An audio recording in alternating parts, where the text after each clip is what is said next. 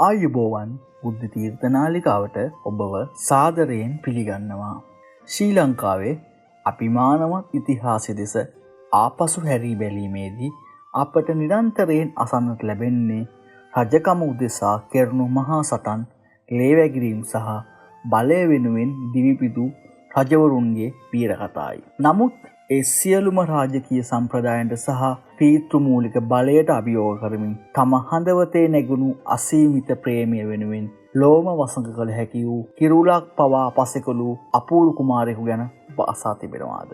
අද බුද්ධ තීර්ථ තුලින් අප දිගහරින්නේ ඉතිහාසයේ රන් අකුරින් ලියවුණු එහෙත් කාලයේ වැලිතලාවෙන් මැසී ගිය සාලිය අශෝකමාලා ප්‍රේම වෘතාන්තයේ සැබෑ සහ නොකියූ කතාවයි.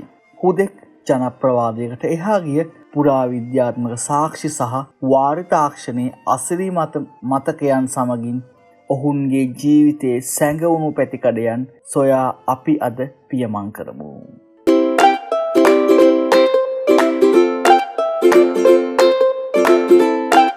ශ්‍රී ලංකා ඉතිහාසය රාජ්‍යත්වයේ උදෙසා දිවිපිදු බලය වෙනුවෙන් සටන් වැදුණු රජවරුන්ගේ සහ කුමාරවරුන්ගේ කතා පුවත් වලින් පිරී පවතී. එහෙත් ඒ සියල්ලටම වඩා හාත්පසින්ම වෙනස් තම ප්‍රේමය වෙනුවෙන් උරුමකම් කියූ රාජ්‍ය පවා කැප කළ කිරුළු නොපලන් රජුගේ කතාව ඉතිහාසයේ රන් අකුරින් ලියවී ඇත. ඒ ක්‍රිස්තු පූර්ව 161 සිට 137 දක්වා අතර කාලයේ රාජ්‍යත්වයට පත් දුටුගැමුණු මහරජුගේ එකම පුත් සාලිය කුමරු සහ ඔහුගේ ආදරණීය භාර්යාව වූ අශෝකමාලාගේ අමරණීය ප්‍රේම වෘතාන්තයයි. මෙම ලිපිය හුදෙක් ජනප්‍රවාදයේ එන පෙම්පුවතකට සීමා නොවී ඓතිහාසික මූලාශ්‍ර, පුරාවිද්‍යාත්මක සාක්ෂි සහ නූතන පරිශ්‍රණ ඇසුරින් ඔවුන්ගේ ජීවිත කතාවේ සැඟවුණු පැතිකඩයන් අනාවරණය කිරීමට දරන උත්සාහයකි.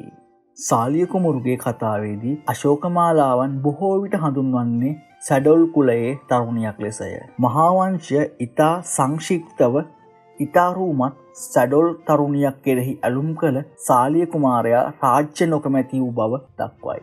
කෙසේ නැවතත් පසුකාලීන මූලාශ්‍ර මෙම සරල අර්ථකථනයට වඩා ගැඹුරු විග්‍රහයක් සපයයි. මහාවංශ ටීකාවට අනුව ඇය අනුරාධපුරයේ නැගෙනහිර දොරටු අසල පිහිටි සාලි නම් වඩුගමෙහි දෙටු වඩුවාගේ හෙවත් ප්‍රධාන වඩුවාගේ දියණියයි. එහි ඇයව කම්මාර දුහිතා හෙවත් කර්මාන්ත කරුවෙකුගේ දියණිය ලෙස හඳුන්වා ඇත. එමෙන්ම රසවාහිනිය සහ සද්ධර්මාලංකාරය වැනි ග්‍රන්ථවල දැක්වෙන්නේ ඇය හෙල්ලෝල ග්‍රාමයේ විසූ ප්‍රධාන ලෝකරුවාගේ හෙවත් නැවෑමියාගේ දියණියක් බවයි. ඉසුරුමත් කම්මල් කරු යන්නෙන් එකල සමාජයේ ගෞරවයට පාත්‍ර වූ ධනවත් කර්මාන්ත කරුවෙකු යන්න ඉන් අදහස් කළ බව ඉතිහාසඥයෝ පෙන්වා දෙති. මෙම කරුණු සලකා බලන විට සාලිය කුමරු රජකම ප්‍රතික්ෂේප කිරීම හෝ වෙනත් හේතුවක් නිසා ඔහුව ඉතිහාසයෙන් යටපත් කිරීමේ අරමුණින් අශෝකමාලාවන් හිතාමතාම පහත් කුලයකට අයත් තැනැත්තියක් ලෙස හුවා දක්වන්නට ඇතැයි විශ්වාස කළ හැකිය.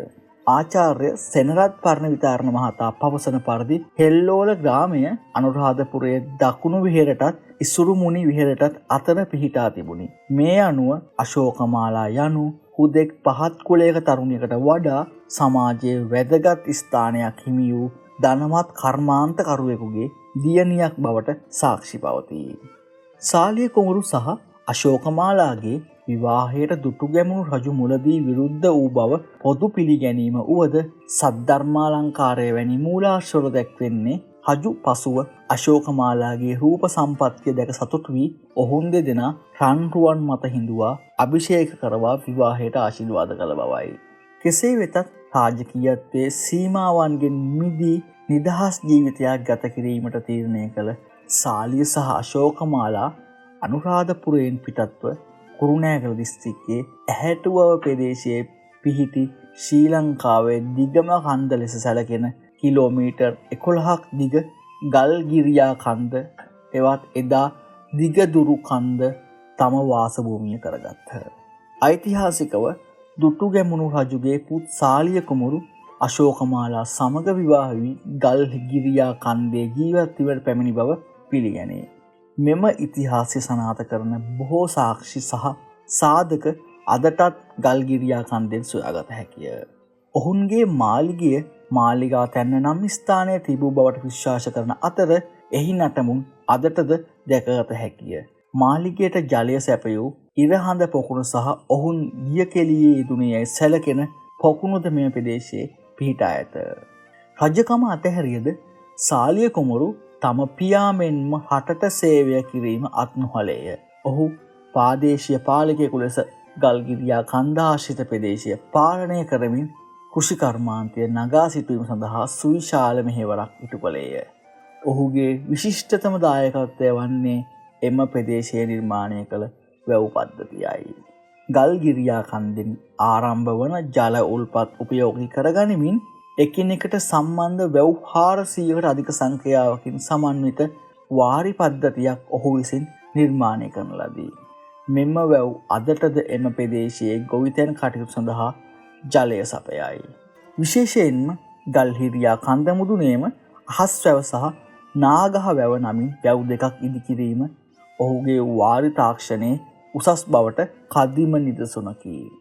මෙය ශ්‍රී ලංකාවේ වෙනත් කිසිදු කන්දක දක්නට නොලැබෙන සුවිශේෂී ලක්ෂණයකි. මහා වංශයේ සාලිය කුමරුගේ නම වාක්‍ය කිහිපයකට සීමා කළද ගල්ගිරියා කන්දේ ඇති පුරාවිද්‍යාත්මක සාක්ෂි ඔහුගේ කතාව සනාථ කරයි. එම ප්‍රදේශයේ ඇති ලෙන් ලිපි සහ කටාරන් ලිපිවල සාලිය කුමරු විසින් පුස්සදේව නම් රහතන් වහන්සේට ලෙන් පූජා කළ බව සඳහන් වේ.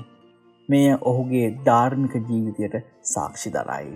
ජනප්‍රවාදයට අනුව තම පුතු සහ ලේලිය බැලීම සඳහා තුට්ටුගැමුණු රජු අශ්ව කරත්ත 14ක තෑගී බෝග රැගෙන තිබූ බවත් සාලිය කුමරු නැවත රජ මාලිගයට පැමිණීම ප්‍රතික්ෂේප කළ විට එම ධනය ප්‍රදේශයේ වාරි කර්මාන්තය දියුණු කිරීමට යෙදවූ බවත් කියවේ. සාලිය කුමරු සහ අශෝකමාලාගේ මෙම ප්‍රේමණීය කතාව අපට කියා දෙන්නේ බලයට වඩා මානව සම්බන්ධතාවල ඇති වටිනාකමයි. කිරුලක් නොපැළඳුවද ඔහු තම ජනතාව වෙනුවෙන් ඉතිරි කරගිය වැව් 400කට අධික වාරි උරුමය අදටත් ගල්හිරියා කන්ද පාමුල ජීවමානව පවතිනවා.